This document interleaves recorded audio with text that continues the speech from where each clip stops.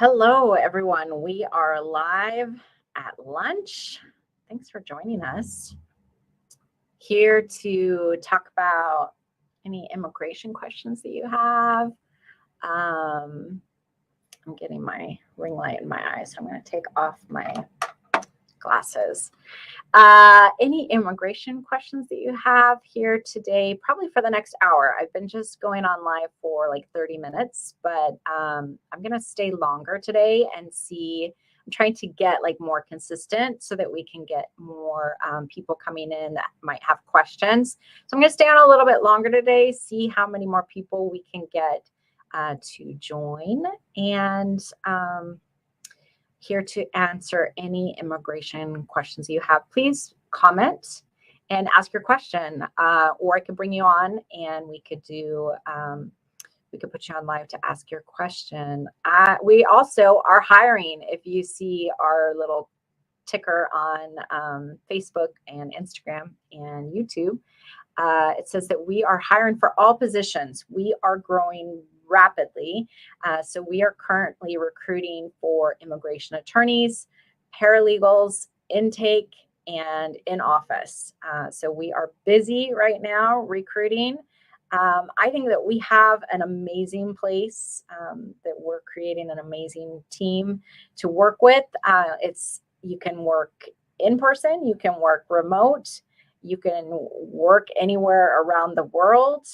We have flexible schedules. I think our pay is top notch. And one of the things I think is setting us apart is that we are offering 32-hour work weeks. I don't know if you heard this yet, but the 40-hour work week is so 1926. Henry Ford created the 40-hour work week in 1926. So we have committed to making our team a 32-hour work to be able to have work-life integration, as I call it. I don't know that there's such a thing as balance, but integration, to give more time off to our team. Studies are all showing that it's proving to be that people are more profitable, more productive, more efficient, that mental health is improving for employees. The workforce is overall just way better all around. So, and I think that we have a great place, a great workforce. I love it here. You can talk to any of our team members. We're currently a team of 15, and they all tell me they love it. Of course, I give them their paycheck, so maybe they feel obligated to say that. But anyway, I digress. We are here today for live at lunch. Hopefully you're grabbing some lunch. I'd love to hear what it is you're eating for lunch today. And my stomach is going to start to growl because I forgot to grab my lunch, so I'm not going to be able to eat it till after. But I'm curious if you have any immigration questions. We're going to be talking about the elections that are less than 1 week. We're 5 days away from election day. Many places have already voted. Many places have mail-in ballots or early voting. So put it in the chat if you have voted already. I'd love to hear that. I started doing these lives every day at lunch a little over a week ago, just to give myself a little distraction from all of the craziness that is happening right now during the election cycle. So join me. Hopefully you are finding a way to combat your own anxiety if you're feeling anything. I've been talking a lot about the way that things were under the Trump administration for immigrants and for people who serve immigrants. And so I've been talking quite a bit about that.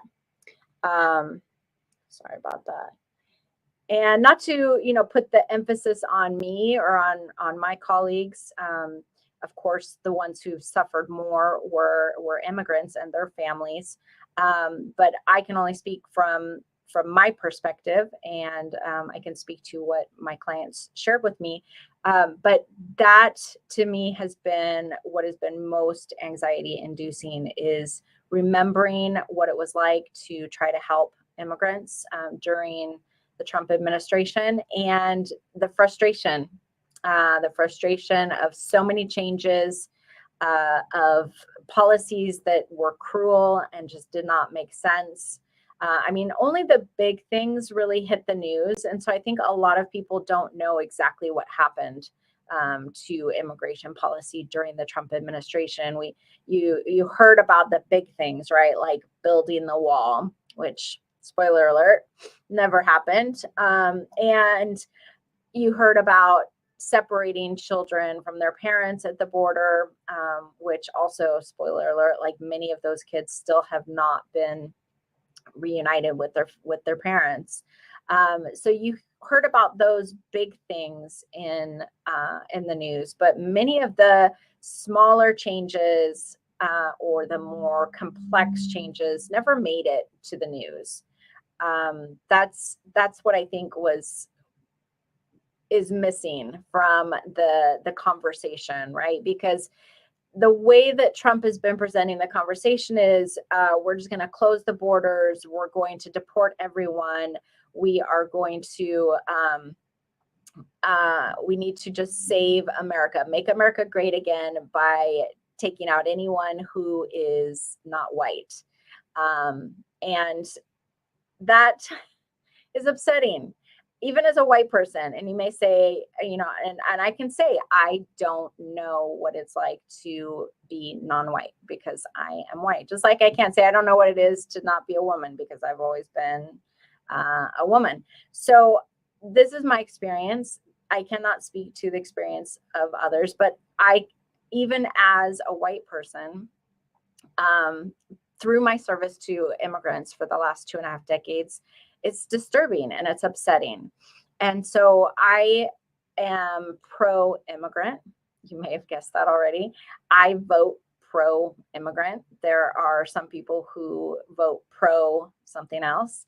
But I have seen the ways that immigrants have contributed to our country.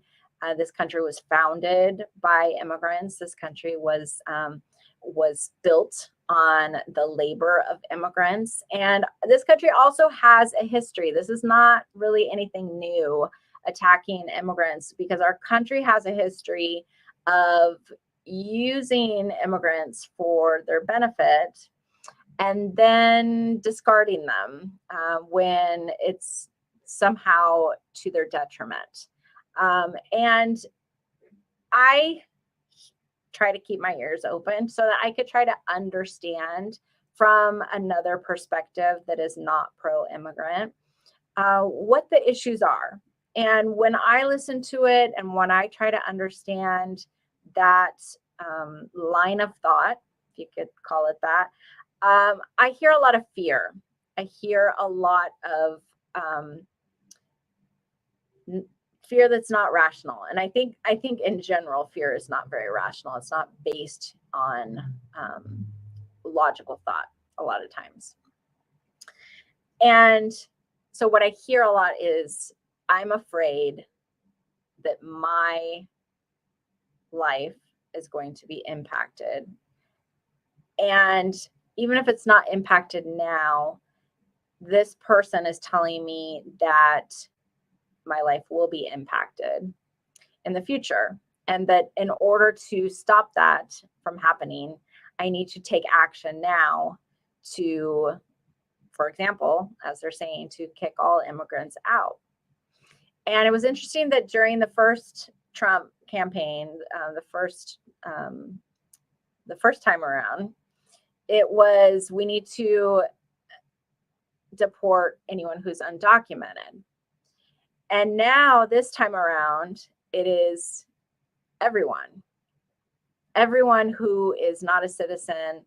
And even the attack has been also against people who are citizens. Because if you heard about the latest, the rally in, where was it? Somewhere in New York, the comedian that thought it was funny to get up and talk about Puerto Rico, and called it an island of floating garbage. Excuse me, but Puerto Rico, they are citizens, and so the messaging just keeps getting more and more hate filled. Laureen, I have a question. Got document qualified. However, I also received a letter saying insufficient income. So you must be processing through the consulate. You're now at the National Visa Center. Document qualified is what they call it when they've taken a look at everything and it looks good enough to send it on to the consulate. Congratulations. You're about 2/3 of the way through the process. So we're seeing that too as well. Telling people that they're document qualified, but also saying, take a look at this. You might have some issues at your interview. I appreciate that they're doing that because there have been so many delays. One of the things that we saw under Trump were these excessive delays that we're still trying to get out of these backlogs now. So I appreciate that they're trying to move these cases along to the consulate to get in line for the interview at the consulate, and at the same time providing this information saying, you might not have, in your case, you might not have sufficient income. Take a look. You might need a joint sponsor. So I'd be happy to take a look at what you filed and give you our input on it. We do have a free discovery call process. You can call us at 541-653-8899. Be happy to take a look at that for you, Laureen. If you're represented, I encourage you to reach out to your attorney for those questions. Thank you for everyone who's coming in. I'm going to be on until about 1 today, taking some time out of the lunch hour to help my anxiety around the elections by feeling like I'm doing something, coming on here talking about why I'm pro-immigrant, why I vote pro-immigrant, and at the same time answering any questions that anyone might have about immigration. Appreciate Laureen's question. As I said, that she's about, sounds like 2/3 of the way through the process. One of the things that many people don't understand about the process of immigration is how long it takes. I remember when I started as a legal assistant in 2000. And at that time I was, I'm not going to say how old I was because then you could do the math and figure out how old I am now.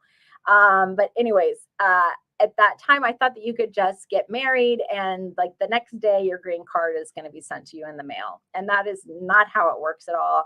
Laureen, I don't know how long you've been waiting, but depending on what country you are from and where you're going to be having your final interview, we've seen anywhere from 2 to 5 years. 5 years being if someone needs an I-601A waiver for unlawful presence. So Laureen's about 2/3 of the way through based on her question about an issue at the National Visa Center. And so if you're surprised that it takes 2 years, join the club. Most of the people that we talk to, most of the people that hire us, they are shocked to hear that it's going to take that long.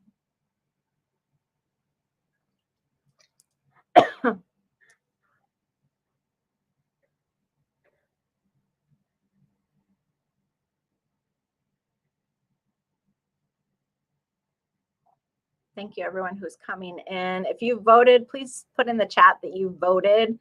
I want to hear that people have voted. Of course, you don't have to tell me who you voted for, but if you're here, I'm going to guess that you're voting pro-immigrant.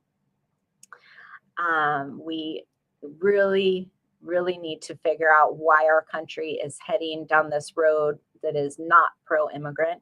A country that was founded on immigrants has now decided that we will listen to someone who tells us that we should deport even people who are here lawfully.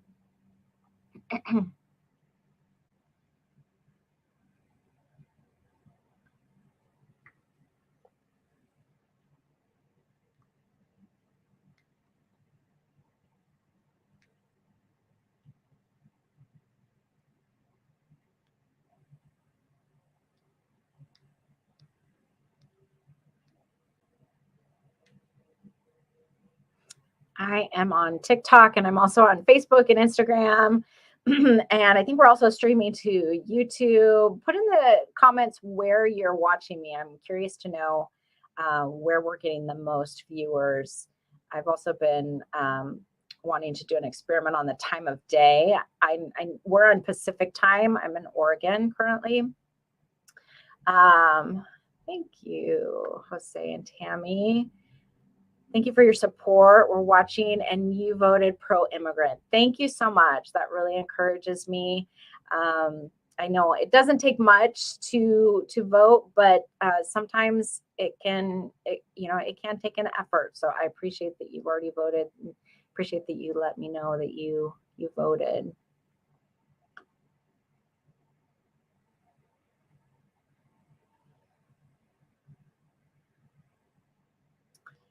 Okay, so we're talking about the election. We're talking about any immigration questions you have. I'm also streaming on some of the platforms. I'm streaming some information at the bottom of the screen promoting that we are recruiting, we are hiring, we are growing really quickly. We are looking to fill immigration attorney position, paralegal, legal assistant, intake, reception, all the positions. We're currently at a team of 15 women.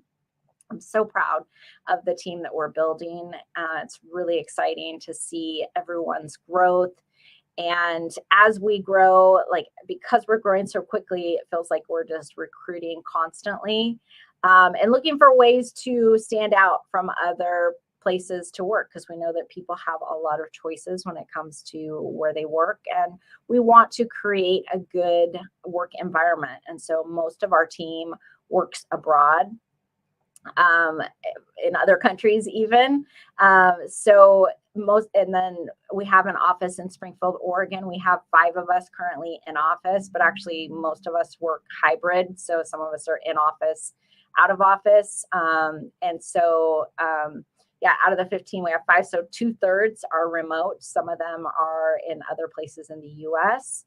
And we somehow, by a lot of hard work, we have been able to make it feel like we're all together in the same place. That's one of the things I'm most proud of, is building this team that really enjoys each other, really connects well with each other. It's very intentional what we have done to create that. And as we're growing, we want to keep that up. So we're very careful, even though we're recruiting and hiring quickly, we're also very careful about who we are adding to our team. Maria Guzman said, wow, that's awesome. I think you were commenting to the fact that we're growing so quickly and hiring for all of these positions.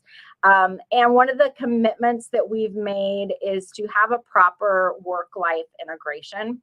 At the beginning of last year, was it this year, last year? I can't remember. It's been recently. I went away and I was feeling really burnt out. And I just realized that this 40-hour work week that we call normal is not working anymore. And I'd been reading about places where they had gone to a 36 or 32-hour work week.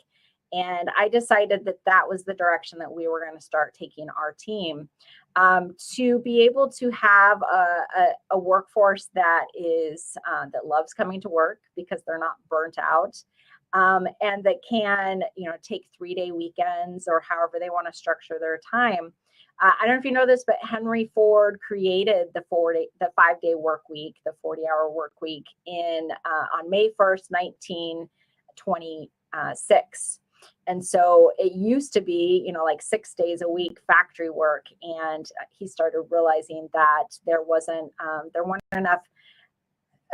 He started realizing that even though his workforce were making these vehicles, the people that were making the vehicles weren't buying the vehicles. And so he started asking, why is this? And he was realizing that with working 6 days a week, the employees really didn't have a need for a car. They stayed home on their day off and they didn't need to go anywhere. So he made the switch. He created the 40-hour work week, 5-day work week.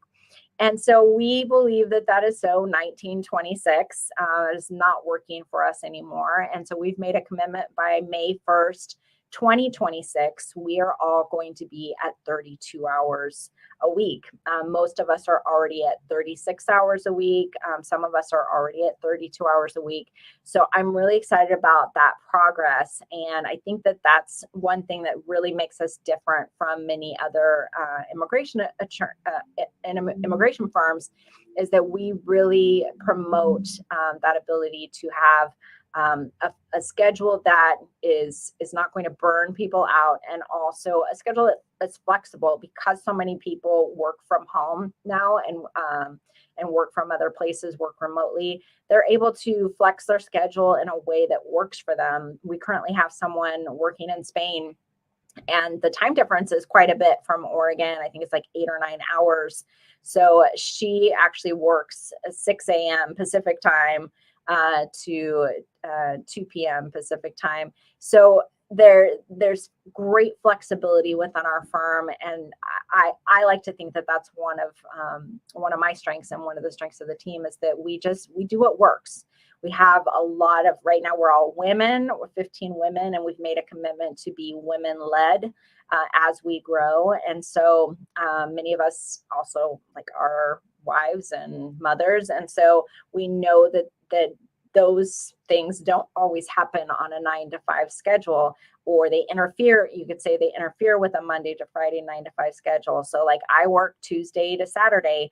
I love that schedule because I'm kind of an introvert and I don't like crowds. And so if I need to go to the mall, I'm not going to do it on a weekend, because even in Springfield, Oregon, the mall is just too crowded for me. So I'm going to go on a Monday. I can do my errands on a Monday, and I love that. So I love that my boss is so flexible.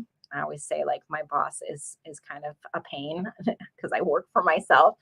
She's kind of a slave driver at times, but also I love that I have adopted this flexibility, and my team loves it as well. So we love serving immigrants. We believe that immigrants make America great, and I'm committing to these lunch lives to answer any questions that you have. We had one question earlier. I'd love to answer any questions that anybody else has had that's popped in. I'm going to pause for a second. If you want to put your question in the chat, feel free to ask me anything and everything. There is literally no question that is stupid or that is inappropriate, unless you're going to say vote Trump like that. I'm not going to allow that here. So we are voting pro-immigrant here at Molina Immigration, because we believe that immigrants make America great. If you have voted, please put it in the chat. Say that you voted. Many places are doing early voting, mail-in voting. The other day, was it Monday, Tuesday, there was an explosion on 3 ballot boxes in Portland area. I haven't heard anything else happen from that, but I'm sure that there are security cameras. So I'm really curious to hear like who it was. I feel like there's going to be probably conspiracy theories saying it was Democrats, whatever. Like they said that the Democrats tried to assassinate Trump, but it turned out that they were registered Republicans. So the truth will come out. I'm curious to know. And I'm also curious to know, like, how are they going to resolve that? How do they know how many ballots were in there? How do they know whose ballot was in there? How are they going to replace those ballots? Like that's going to be interesting. And that is something I've never heard. I'm a little bit older now, and I've never heard of that ever happening in the U.S. It's interesting times that we are going through right now as a nation. And as I've been saying, I'm coming on here anxious, trying to do my part to feel less anxious as the elections come up next week. And I'm curious how you guys are handling that. I know a lot of different people suffer for different reasons under the Trump administration. I can only speak to my experience as someone who serves immigrants in our community and around the world, and what that looked like. Mostly just the chaos that ensued of the constant changes to policy and to who is a priority, who should be deported. You know, the one of the things that struck me the most was just the disregard for the most vulnerable. If you look at the way that DACA was treated, Dreamers were treated, these children who were brought to the U.S., no choice of their own. The most vulnerable, I would consider, our children. The way that the children were treated at the border, separated from their parents, explicitly, you know, it was stated for the purpose of discouraging people of coming to the border, discouraging people of fleeing for their lives from their country.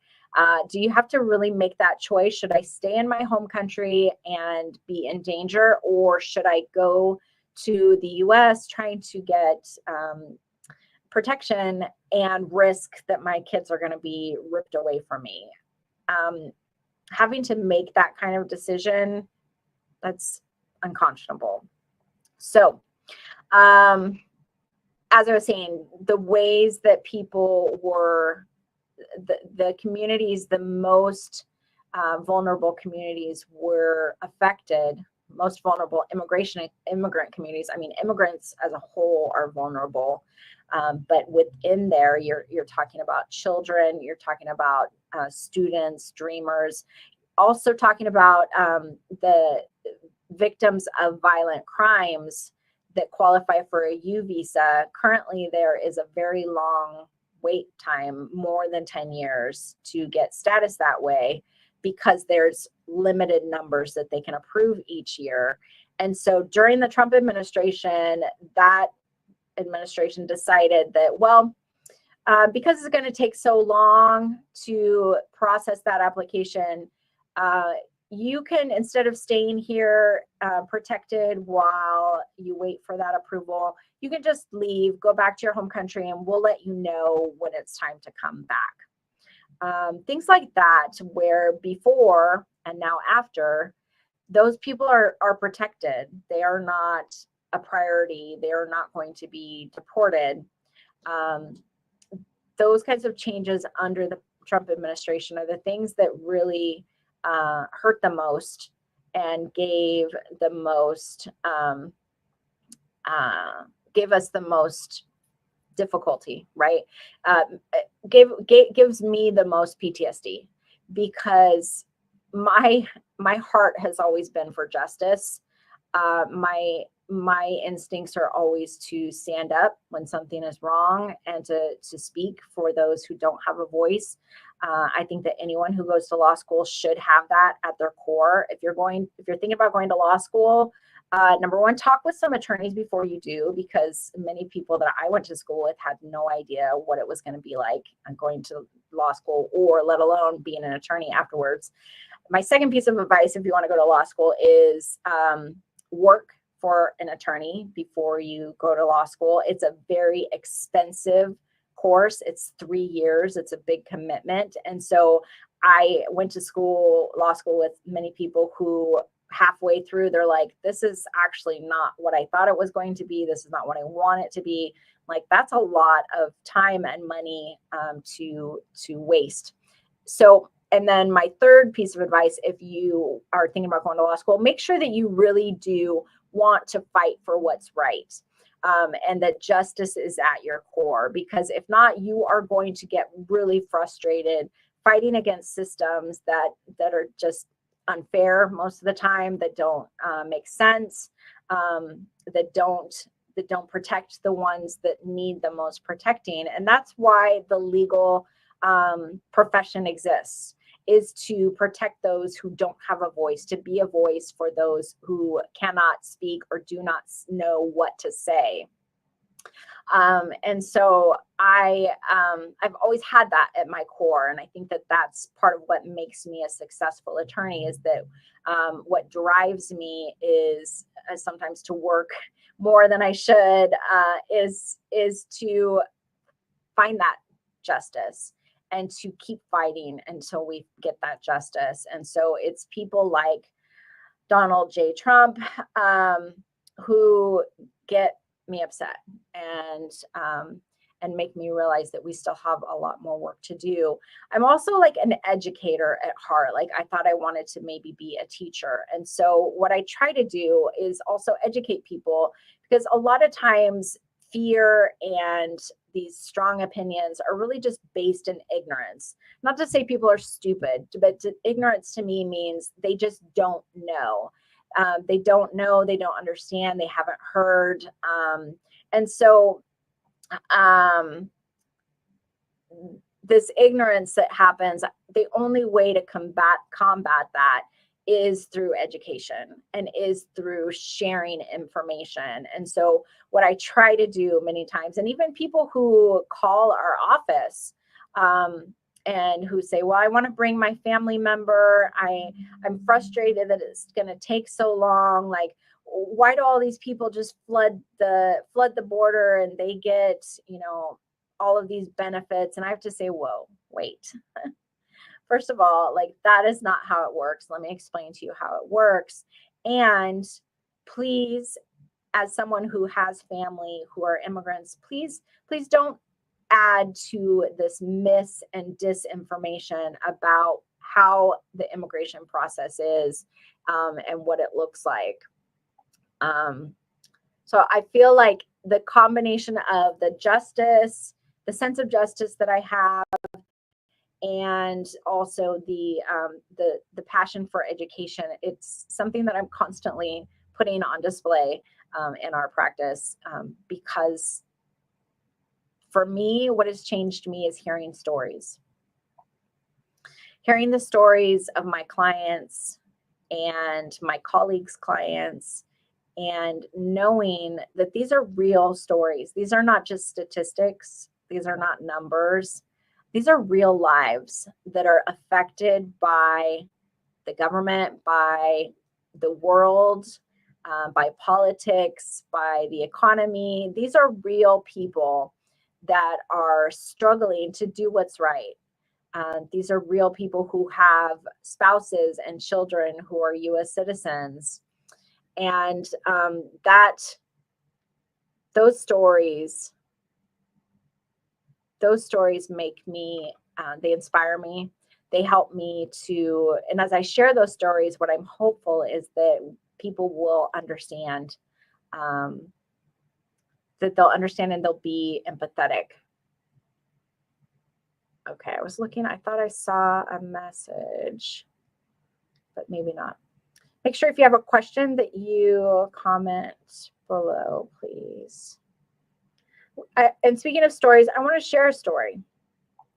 So I just had a phone call yesterday with a potential client, and this person is from India and is going to school for religious studies. So they've been studying to become a pastor, work in a church, do something like that. It's a young man.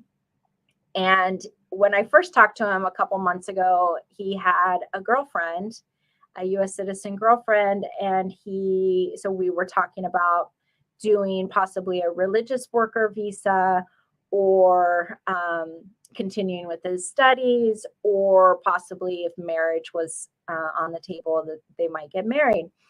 And so we were reviewing some of those options again yesterday, and I asked him, how are things going with your girlfriend? And I was so sad to hear that he said that he had proposed to her and that they really wanted to get married. And then when they talked to her family, that family said,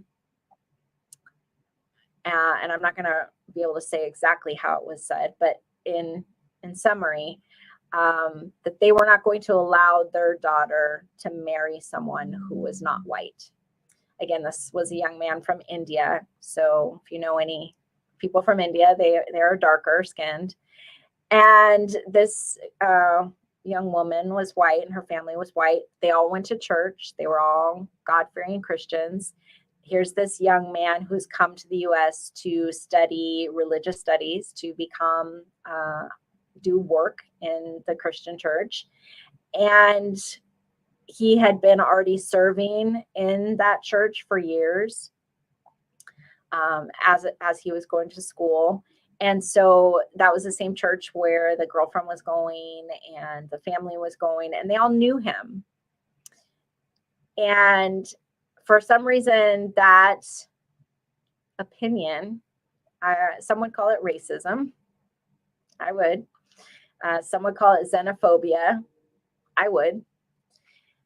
That now broke up this relationship. They were both very in love, and also forced him to leave the church because they began saying horrible things about him because he wanted to marry their daughter.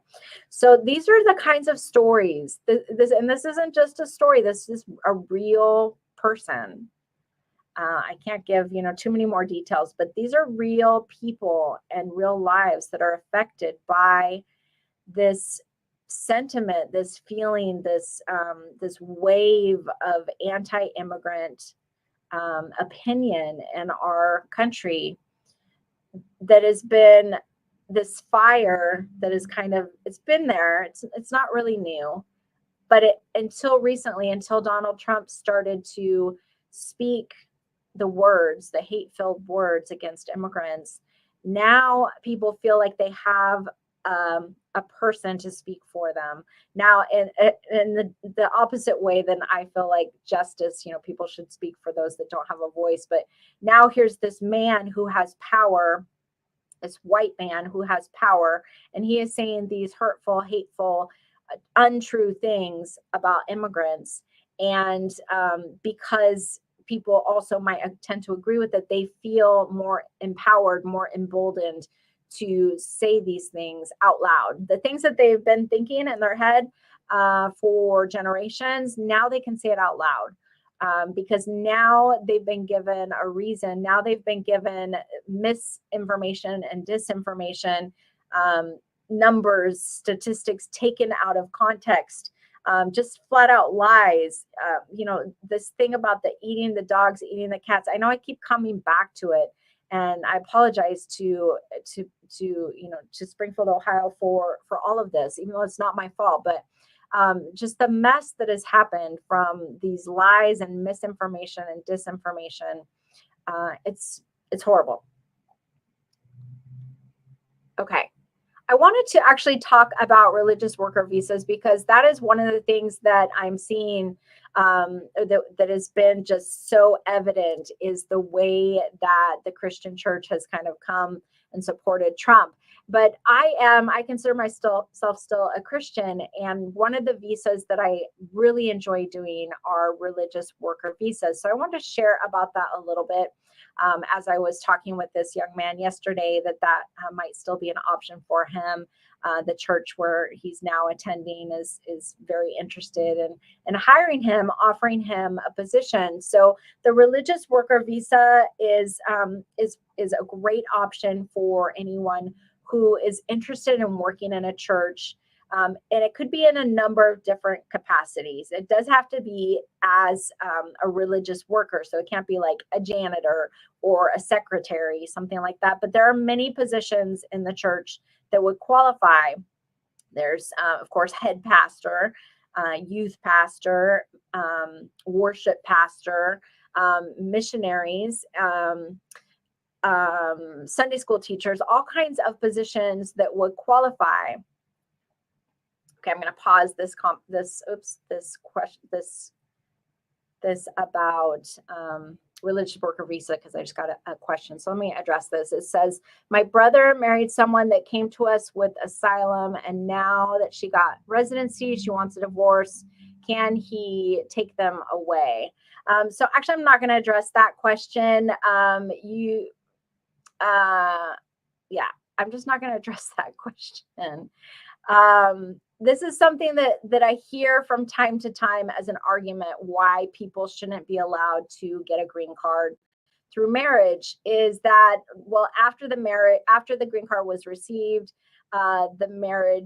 something happened with the marriage, and they're no longer together. So somehow that gets twisted to say, well, the person just used me to get a green card, which I suppose is, possible. But it's like that becomes the only reason. Like it's not possible that the relationship just had some issues and ended. It's not possible that maybe the U.S. citizen was mistreating the immigrant. What I tend to hear is that, they just married me for papers. And I even get comments sometimes on social media posts that we make, or some boosted posts that we do, like they're just coming to get a green card. And this is like that rhetoric, right, that I'm talking about, that is not true. And I'm not saying that it's completely false. I'm just saying it is not true at the level that people are going to try to claim here. So I'm not going to answer that question. I said I would answer most questions, but I'm not going to address questions that want to take away residency from people. There's a power dynamic at play here, and I hope that people can see that an immigrant has less power than a U.S. citizen. So I get calls all the time like, I had this horrible thing happen to me, but I'm afraid to report the person because they're a citizen and I'm not. So I could get deported if I call the police. I'm afraid that the police might alert ICE. And those are things that that I hear. And so I see a power dynamic at play, oftentimes between the immigrant and the U.S. citizen. In fact, that is why there is special protection for immigrants who are abused or mistreated by their spouses or by their children or by their parents. That is why there are special protections created for that reason, because there is this power difference. There is, and a lot of immigrants don't know it, don't understand it. That's why we spend so much time giving free consultations to people to help them make sure that they understand they have rights. They have these programs that were made especially for them, so they can move forward with their lives, and with a sense that they're here in the U.S., they are not completely powerless, even though they feel. I talked with another immigrant yesterday, also from India, actually, is in process for asylum, and her husband is also in process for asylum, and he decided he's no longer wants to be with her, brought in another woman, gave her, a certain period of time to get out. And as they're getting divorced, has now threatened her that she is going to get deported. So imagine going through, a divorce is a difficult change, obviously, for anyone, but imagine having that fear hanging over your head. Well, my husband can kick me off of his asylum case and alert immigration to deport me. If you've never had to feel that, or never had to explain that to an immigrant, like if you haven't felt that, you're not going to understand. So I'm not sure I can explain that any better than I have. Again, you're still commenting, but I'm not gonna give you any more airtime. So back to the religious worker visa. That's something that can be either you can do it while you're here if you're in status, or if you are abroad and wanting to come to the U.S., if you can find a church that is willing to sponsor you, to offer you a position. It must pay at a reasonable amount, but the pay can also include things like room and board. So it's a little bit more flexible than like a regular professional visa. So that is a great option. One of my favorites that I did was for a local Catholic private school. They had found one of their applicants is from Spain, and so they were actually looking for a Spanish teacher and couldn't find one locally. And so this was a great option for them to be able to bring someone from Spain to teach their Spanish classes at the Catholic school. The way that you qualify, aside from the job offer in the church or in the religious school, is to also be able to show 2 years of experience, 2 years of participation in a similar or the same denomination. So in this case with the Catholic school, she had been active many, many years in the Catholic Church and was able to show that. And so she's was able to come. The visa is 2.5 years, and you can renew it for another 2.5 years. At some point during that process, you can also apply for a green card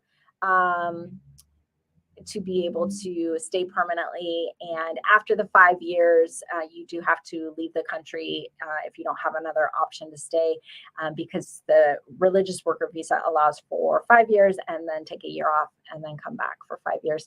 Acabo de darme cuenta que no he hablado ninguna palabra en español hoy y estuve tratando de decir más bilingüe para presentar información en español e inglés. Estamos hablando hoy sobre visas religiosas. Esto es una opción para personas que tienen experiencia, que están participando en una iglesia. Si están afuera, pueden buscar un trabajo en los Estados Unidos en una iglesia. Puede ser no cualquier trabajo como limpieza o de asistente en la oficina, pero los trabajos tal como pastor, pastor de jóvenes, maestro de niños, pastor de alabanza. Entonces hay bastantes oportunidades donde se puede buscar opción para venir a los Estados Unidos si ya está aquí, por ejemplo, estudiando o con visa de turista. Si está aquí legalmente, también puede solicitar para un cambio de estatus para poder recibir su visa religiosa. Estoy aquí para contestar preguntas. Si tienen preguntas, disculpe que casi toda una hora ahorita hablando inglés. Se me fue la idea que iba a hacerlo en español. Entonces voy a terminar este live in español. I have spent like 45 minutes in English and totally forgot that I was going to do this bilingual. So I'm going to spend the rest of the hour in Spanish. So feel free to hop off if you're not a Spanish speaker, but stay on if you are. And I appreciate everyone who joined. And if you're hopping off, please feel free to come back tomorrow. I'm doing live at lunch until the elections and possibly beyond, depending on how the elections go. And I want to get out some good information about immigration and the administration's policies. So please come back, please share and like and follow us for more information. And go vote. If you haven't voted, vote pro-immigrant. Estamos animando a todos para votar.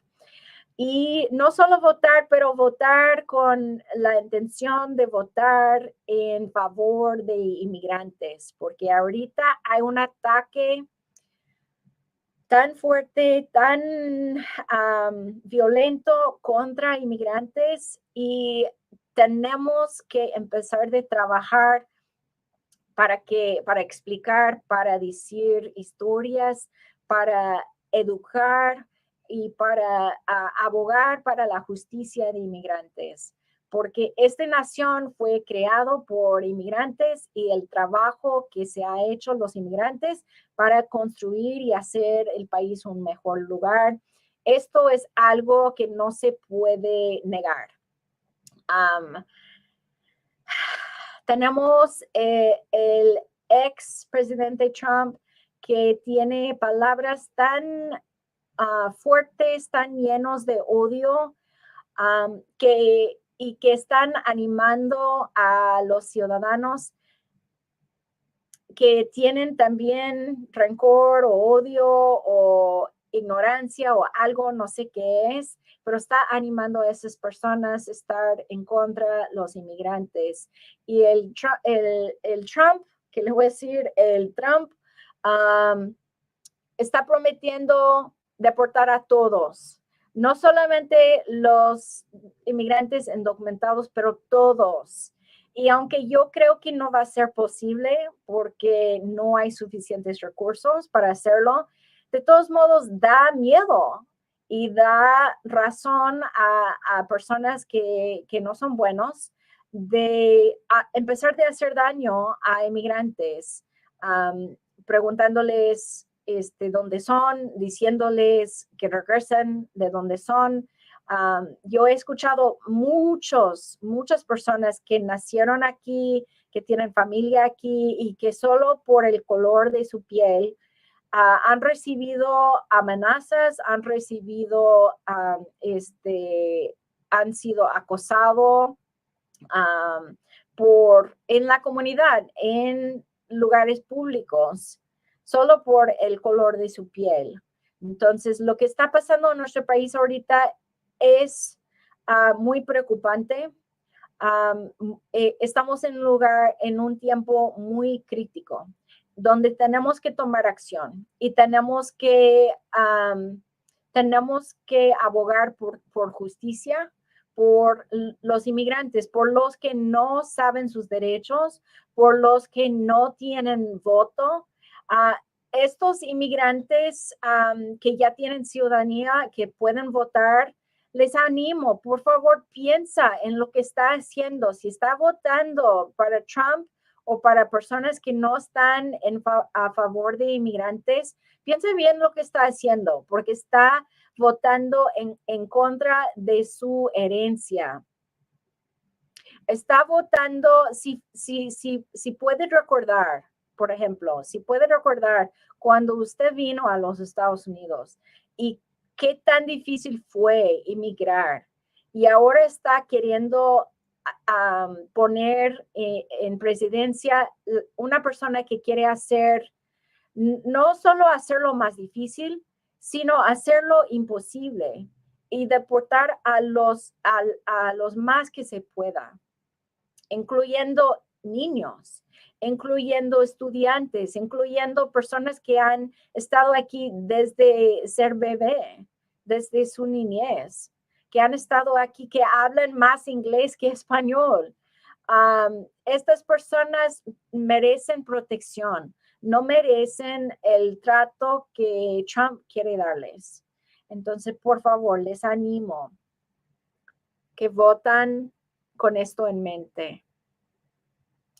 Si tiene preguntas, puede poner las preguntas en los comentarios. Si han votado ya, por favor, avísame. Quiero saber, estoy aquí con tanta ansiedad, queriendo saber los resultados, qué va a pasar con las elecciones.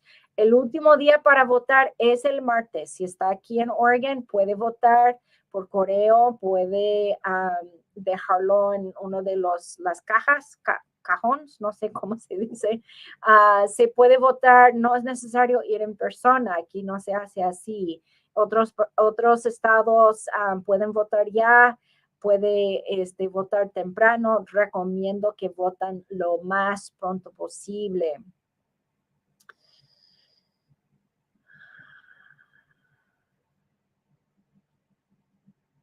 Si usted es bilingüe, se puede leer abajo que estamos, creo que se dice reclutando, buscando personas, porque nuestro equipo está creciendo. Ofrecemos trabajos remote, puede trabajar donde quiera. Tenemos personas trabajando en Colombia, España, Guatemala, Nicaragua, El Salvador.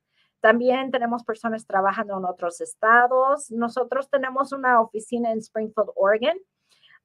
Entonces tenemos citas disponibles en persona, pero la mayoría de nuestros clientes están en otras partes. Entonces hacemos citas por videollamada, por llamada normal, y ofrecemos una consulta gratuita. Entonces, si está buscando representación, si está buscando explicación o una solución, llámanos, por favor, 541-653-8899. Nos puede visitar en Facebook, en Molina Immigration. También estamos en Instagram, TikTok y YouTube. Entonces, estamos aquí los días todos los días hasta las elecciones entre la hora de lonche para poder contestar preguntas y también para expresar nuestro deseo para un gobierno que está pro inmigrante, porque en inglés decimos immigrants make America great. We have taken the MAGA slogan and we have turned it pro-immigrant because we truly believe that immigrants make America great. So, si está buscando trabajo y si quiere ser parte de un equipo que está ayudando a inmigrantes, que está ayudando a crecer el país, si está queriendo buscar un equipo donde puede trabajar. Ahorita estamos puras mujeres y no sé si vamos a seguir así. Somos 15 mujeres ahorita, pero prometo a mí misma que voy a buscar líderes que son mujeres, porque las mujeres pues somos las mejores. Y es por fin que creo que vamos a tener presidente que también es mujer, que por fin vamos a ver que las mujeres sí pueden ser líderes fuertes. Soy